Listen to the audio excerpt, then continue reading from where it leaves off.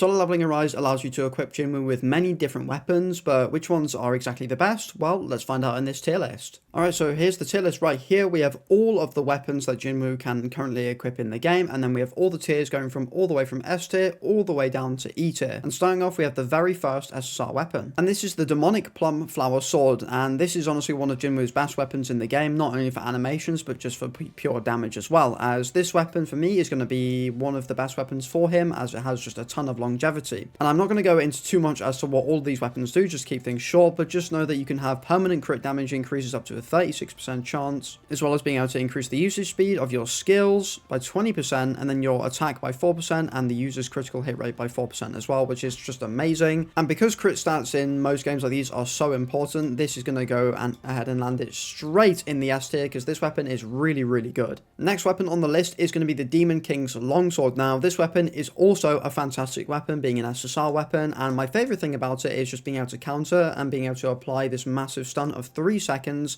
which is really, really good, and it gives you a bunch of survivability with a shield, which is fantastic as well, which for me is also going to land it straight in the S tier. This weapon is really, really good. I haven't used it yet myself, but I know from what I've seen that this weapon is fantastic and is pretty much great for anything, which is really, really good. Vulcan's Rage is next, and this is a weapon that I have actually used a lot, and unfortunately it's not one of my favorite weapons, to be honest. It's alright. The damage of its actual skill, being Fire of Destruction, and also the concentration explosion, is very good. However, the rest of it just doesn't feel very good. It doesn't feel very nice to use, but I think its damage capabilities are really, really high, so I think it's between A or B for me. I'm probably going to put it in B for now. It's probably going to get bumped up to A, but we'll find out. Thetis's Grimoire, I think that's how you say that. This weapon is crazy. This weapon is so good. This skill right here, Water Spray, is so unbelievably powerful. It allows you to freeze for up to like 4 seconds. It's so good. It's just amazing. This weapon is fantastic, but it's going to go straight into the S tier. Next up is the Huntsman, and I think this is actually the best weapon in the game, in my opinion. I think this weapon is unbelievably strong. The damage bonuses it gives with your core attacks and helping with your basic attacks is amazing. This weapon is so good. I genuinely think it's potentially the best weapon in the game, which is easily for me going to land it at the top of S tier. This weapon is so good. And then the final SSR weapon being the Shadow Scythe. What's great about this weapon is that it's actually free to play, and you can get up to 1 dupe of this for free alongside the actual main copy of the Shadow Scythe, which is really, really good, by the way. But the only downside of this is that it's kind of risky, because you have to consume 5% of your HP to increase your skill damage, which is it's good, but I feel like in the very, very, very hard content, you're gonna have to be probably either very good at the game or just very, very strong, which for me is going to land it in the A tier. I think it's definitely better than Vulcan's Rage, whatever it's called, but definitely not better than these 4 weapons right here. These 4 are so good. So on to the SR weapons, and we have Baruka's Dagger. I think that's how you say that. And this weapon is not too bad, as when you use your skill, you'll be able to apply the nimbleness effect, which is basically going to give you 30% damage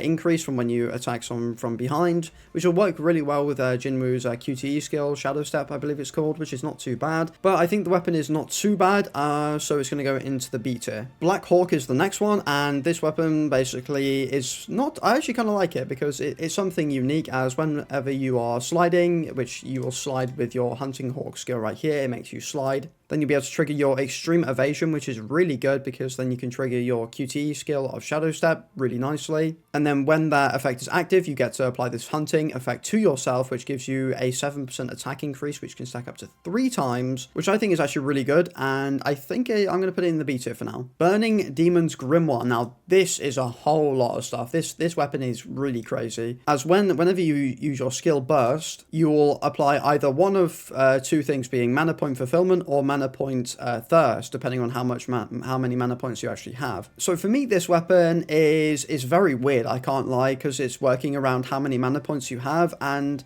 I don't know, maybe I'm just lazy and I don't want to think too much about things like that. So I think overall the weapon doesn't seem too bad, because you can cycle between your mana points really nicely. I think it's going to be one of those higher skilled kind of weapons, I think. So I think I'm going to put it in the C tier for now. Demon Knight Spear is the next one. This is a pretty just generic effect. Whenever you use Holy Spear, which is going to be the skill, you will be able to apply the Corrupted Spirit effect, which basically just reduces the cooldown of this Holy Spear skill by 3 seconds. So So instead of it being a 17-second cooldown, it will actually be a 14-second cooldown. So overall, it's pretty simple, nothing too crazy, nothing too niche. It's pretty cool because you can have a more spammable skill, especially when you get dupes for it. So I think it's also going to go into the C tier. And then we have the Dragon Scale Broadsword. I've also used this weapon quite a lot, and I like it. I think it's pretty cool because it gives you super armor as well as damage reduction when you use your skill to put down the domain. But it's a little bit slow, just like the other club is, the Fire Club or whatever, which is... It's not too bad, but you can also deal additional damage with it every 2 seconds when enemies are in it. But overall, I don't really think it's too great, so I'm probably going to put it in the D tier. Frostbite Falchion is not really a great weapon, to be honest, as whenever you use your Bitter Cold Wind, it has a 20% chance to freeze the target, which is basically just a stun that's going to last for 2 seconds. So this weapon is maybe going to go E tier, but I feel like that's maybe being too harsh, but I'm going to put it there. Karsuka's Venom Fang. This is, again, a free-to-play weapon that you get completely for free. It's not a bad weapon, but it's also not fantastic either, as you only have a 30% chance to inflict the bleed when you have your skill, when you use your skill, so it's very similar to the other weapon. But you can get another dupe of this weapon completely for free, so I think for weapons like these where you can very easily, accessibly get these dupes, I probably will be counting them with those dupes, which overall is going to make the weapon a bit better, but I don't think it's too great either. I think being able to paralyze on a 30% chance when you use your core attack and stuff like that, I think is really good, especially if you can pair it with like the Huntsman or something. Then I think it can be even better alongside the core attack gear set. I think this weapon could actually be pretty good because I think you'll be able to paralyze them very consistently, but I'm hovering between C and D. I'm going to put it in the C tier because it is also free to play. And then we have Night Killer. Night Killer is a really satisfying weapon to use. I've used it a bit, and this weapon, this like skill acts like a chainsaw. It has a huge amount of damage, 1000% damage. It's really, really high. And whenever you use its skill, you'll be able to inflict the Night Killer effect for every 5 hits that you do. And essentially what this does, it will increase your defense penetration by 2.4%, stacking up to 10 times. So you'll be able to get a 24% increase in defense penetration, which is pretty decent, which for me is going to either put it in the B or the C tier. I'm going to go with the B tier. Then we have Lustrous Dragon Sword, and this weapon I really like, not only because of the animations, because it's just like the Plum Sword where you can just do all of these, but I think it's just a fantastic weapon in general, as whenever your HP is above 80%, you can just get an 8% increase in attack, which is really easy to keep up, so it's all down to you whether you're going to have that buff or not, which I think makes this weapon amazing. And this weapon you can also get by free-to-play means as well, so I'm probably going to put it in the B tier because there are other things that give you more damage increases, but I think overall this weapon is still fantastic. Then we have the Naga Guardian Dragon's Trident, and this basically says when you're using a basic attack, you have a 75% chance to create an additional water explosion in front of the user. So there's not really too much to say about this weapon. It's decent. I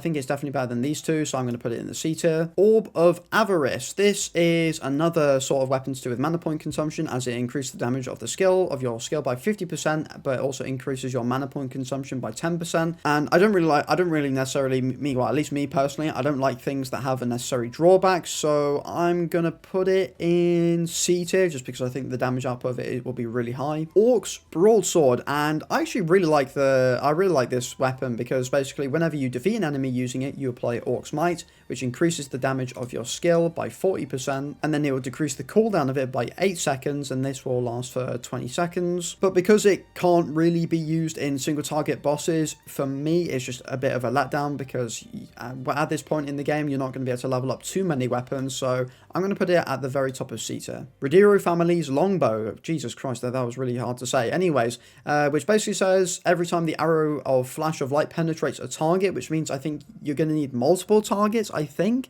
it will increase the user's damage by 4%. But I think the damage increases of it are pretty massive because you can get up to an 80% increase. So it's definitely, I feel like it's better than all these weapons here, but I don't feel like it's as good as these ones here. So I'm going to put it at the bottom of B tier, but it might change. Rock Golem Hammer, and this weapon is pretty trash because really all it does is whenever you use your skill, you apply yourself a shield equal to 40% of your defense, which lasts for only 4 seconds. This weapon is pretty trash. I can't lie, there's not really much else to say. So it's going straight into the Eater. West Wind is the final SR weapon, I believe, and basically if Secret Bullet, which is your skill, which has really high damage, hits when there are no targets within a 5-meter range. So I think it shows it within the skill, the actual 5-meter range, which is nice. Yeah, you'll be able to see it there. So when it doesn't hit enemies within those with that range, you'll be able to increase the damage that skill does by 75%, which is a pretty big amount, but it does mean you've got to think about your positioning a lot of the time as well. I think this weapon will be really good, and I think it's going to be in the B tier. Onto the R weapons, and we have the Arachnid's Hand Crossbow. This weapon is never going to be really great because it is just an R weapon, but basically the user poisons the target when Poison Needle Barrage hits, which is just this. So it's a guaranteed poison.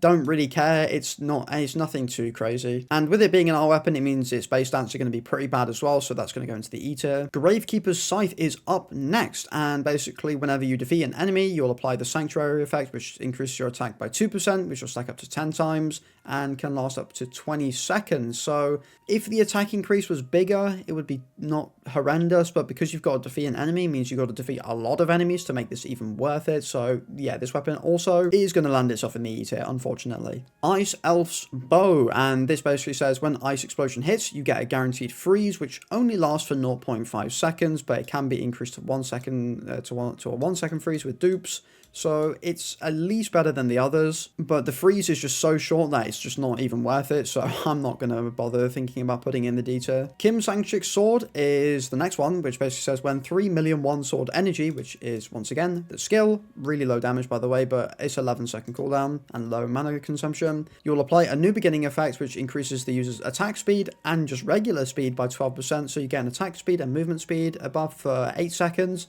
It's not too bad. I don't think it's too bad at all. I think it's definitely the best R weapon that I've looked at so far, so it's going to go into the D tier. And then we have the Knight Sword, which basically says when you use your skill, you'll apply the Chivalry effect, which will increase your defense by 400, which will stack up to 7 times. And this being a flat amount isn't too bad, especially if you can get something that can increase your defense even further off of a percentage amount. And the thing is about these R weapons is they're going to be very easy for you to dupe out, but I'm going to be viewing most of these weapons with 0 dupes. So overall, as just a flat weapon, a defense increase is not really that crazy. I don't really care about it too much, so it's also going to go into the E tier. Lizard Glaive is the next one, and this weapon, it just by itself, just with 0 dupes, is pretty bad. You're going to definitely need the first dupe at least, but that's not what we're ranking it off. But essentially, whenever you use your skill, you will apply the Lizard's Protection, which will increase the damage of Lizard Pierce, which is the skill again, by 0.3%, which will stack up to 999 times, which will give you, what, like a 300% increase in damage of the skill, which is kind of insane.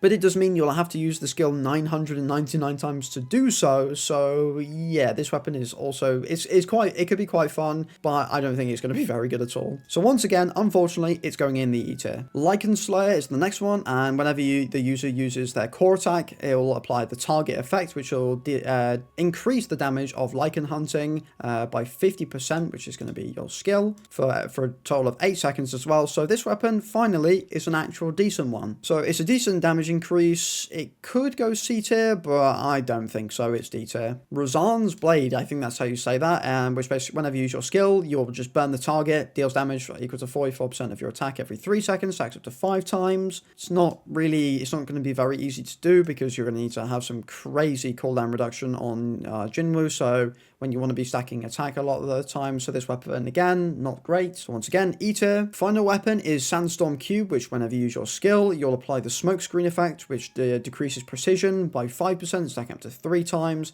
Again, it doesn't matter how many times it stacks up to. The cooldowns are way too long, even at 11 seconds, to even consider it to be worth it. So the very final weapon, unfortunately, is going to land in the E tier. So weapons to think about moving about, and it's probably going to be the weapons in the B and C tier most likely. So I'm probably actually going to end up moving a few weapons up into the A tier, because I do actually really like some of these weapons. I think this one, I think is called Black Hawk. I'm going to move up to the A tier, and this sniper here, I'm also going to move up to the A tier. And I think that is it. That is going to be my tier list for every weapon in Solo Leveling Arise for Jinwoo anyways. Obviously, not all of these are going to be correct because I'm not some oracle that knows everything about the game, but this is just what I think and from what I've seen and read about all of these individual weapons. But if you did enjoy the video or you found it useful, then don't forget to like and subscribe, and I'll see you in the next video. Peace!